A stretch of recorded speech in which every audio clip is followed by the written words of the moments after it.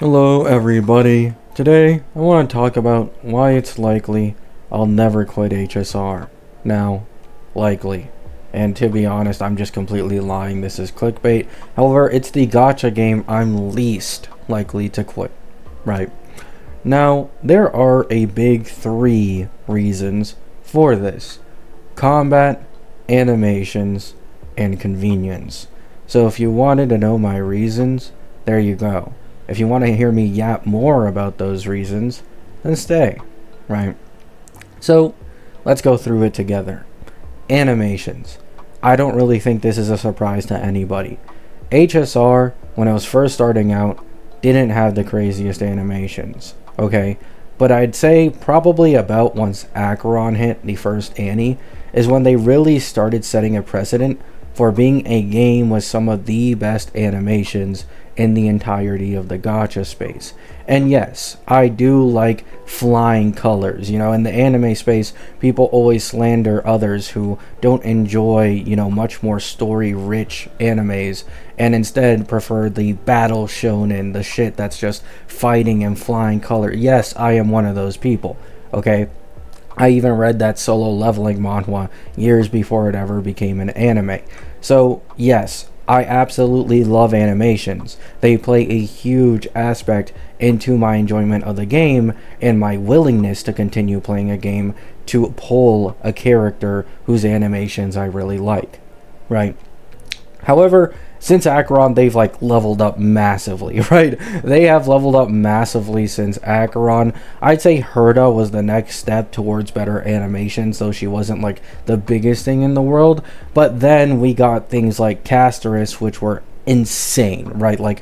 She was originally teased before even the leakers gave us anything, which made the hype all that much more real. And then we also had Phanon. Oh my goodness. To this day, I think he has the best combat animations easily in the entirety of the game. Absolutely love it, right? However, Cyrene, you can argue, has a better ult animation and animations overall in quality. However, she's not really built for combat specifically. So, yeah, but there you go. There's three Titans in version 3 that have all had just insane animation quality. Right, and just look at Sparksy. Sparksy is not a main push character in the slightest in this new version, and her animations are also a lot, right? She has some of the best animations in the game. I'd argue the most fun animation, similar to a Triby follow-up situation where even if it isn't the craziest thing just quality-wise, it's definitely one of the best animations vibes-wise, right? So, with that being said, I absolutely love this game's animations, and it plays a huge role into me continuing to play it.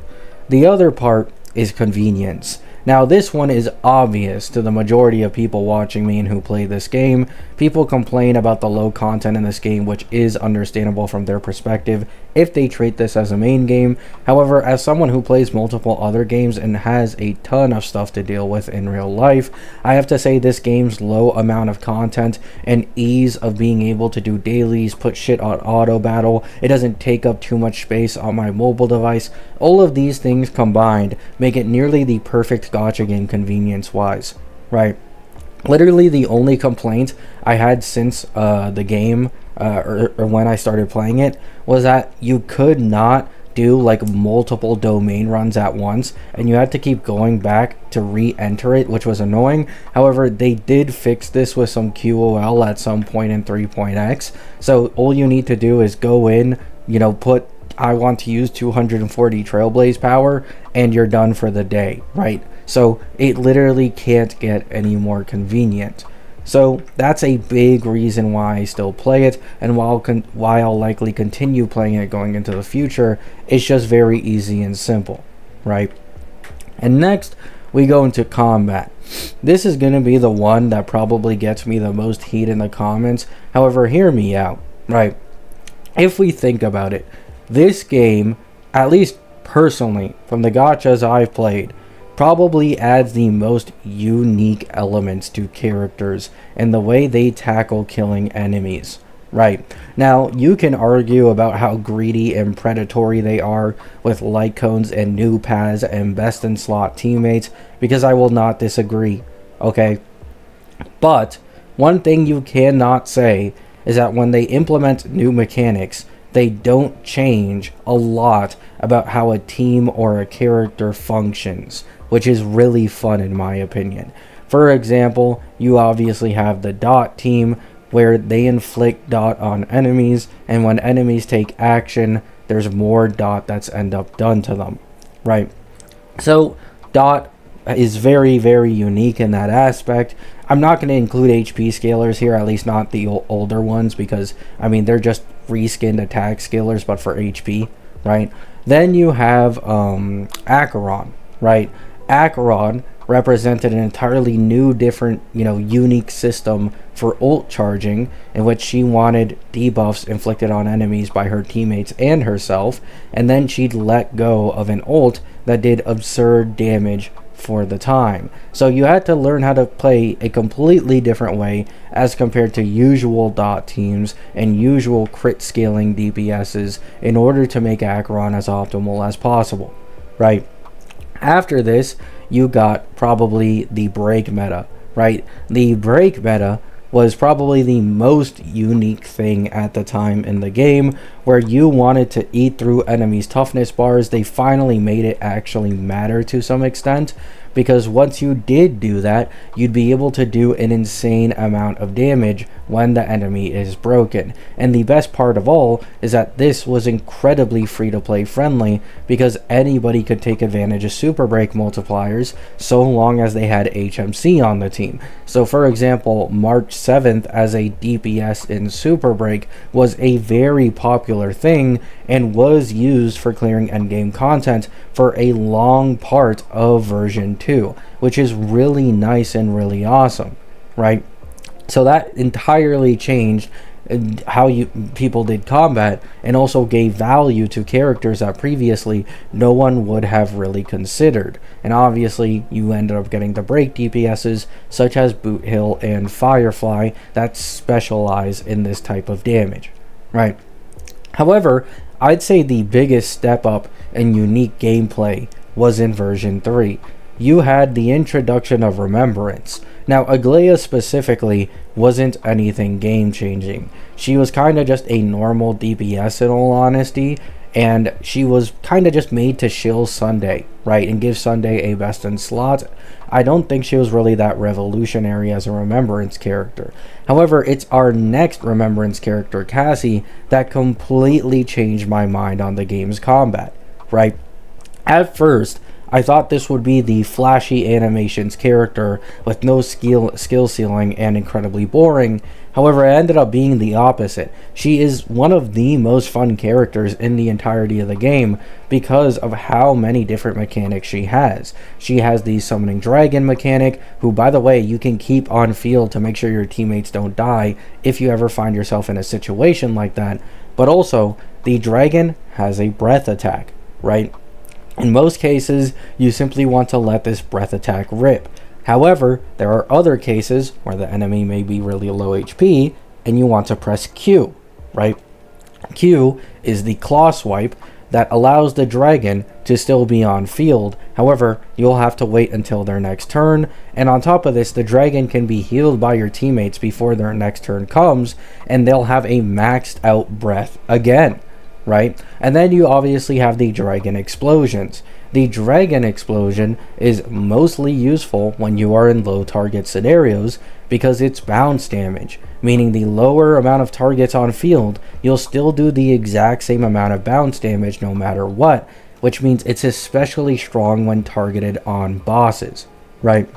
So she had some of the most gameplay that you could get from HSR in the history of any DPS in the game, in my opinion, which was super, super cool and super fun. And then in 3.4, we got Phanon. Now, even though Phanon also has similar options, different combats, different animations, the sad reality is Phanon is as straightforward as he gets. If there's 3 or more mobs on field, he prefers to do counter. At E0, if there's only 2 or less, he'll probably prefer to do his basic, and then when he's at 4 or more, he does meteor. There are a few situations where if the enemy's really low and you're on 4 stacks, you instead choose to counter or basic because he caps out at 7 stacks, meaning he still gets the stacks for those attacks, but saves the meteor for an enemy with higher HP. However, there isn't really much nuance to Phaenon's gameplay. It's much more about doing his initial rotation optimally as compared to doing his gameplay optimally, right? But Phaenon does have some of the coolest animations in the entire game. Absolutely fucking love them. And now we are getting this elation mechanic, right? This elation mechanic is making it so that basically everybody on the team can contribute towards damage, and they all get special animations with this elation mechanic unrelated to their normal base kit.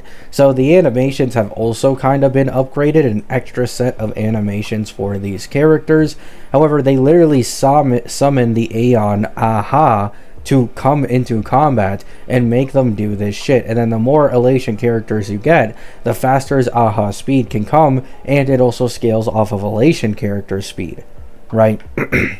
So I'm not saying I like the fact that it's tied to elation units to increase his speed and to increase their performance. However, the unique gimmicks, the unique mechanics that HSR has been adding to their new paths and special characters have been really cool and really refreshing and fun. I'm just gonna have to make this comparison because it's the only other game I play actively. WoWa fucking blows at implementing new mechanics, right? Negative status units, how do they play? The exact fucking same as normal units, right? Like, it's genuinely a joke. Negative status didn't change anything at all about how characters played, except make them more restrictive and make them have certain gimmicks to make other units have higher damage, right? For example, we have Luke, who is upcoming, who is really targeted towards this entire Tomb Break meta. Does this mean he does a shit ton of Tomb Break damage that he plays completely differently? No! In fact, he's one of the easiest 1, 2, 3 characters in the entirety of the game, and his Tomb Breaks don't even do any more special damage. The only reason it exists is because this guy has an inherent in his kit where he needs Tomb Break boost from a teammate to actually get full scaling on his multipliers. So if you get rid of Linné, this guy goes from below Jin Shi tier, add Linné, and he's now stronger than every 2.x DPS except Cartethia, right? That shit absolutely fucking blows. WoWa is terrible at implementing new mechanics that actually make the combat feel refreshing. They're all just bullshit gimmicks, okay? And don't get me wrong, HSR does this shit too. Like, once again, it's not every character that gets this special treatment with very unique combat.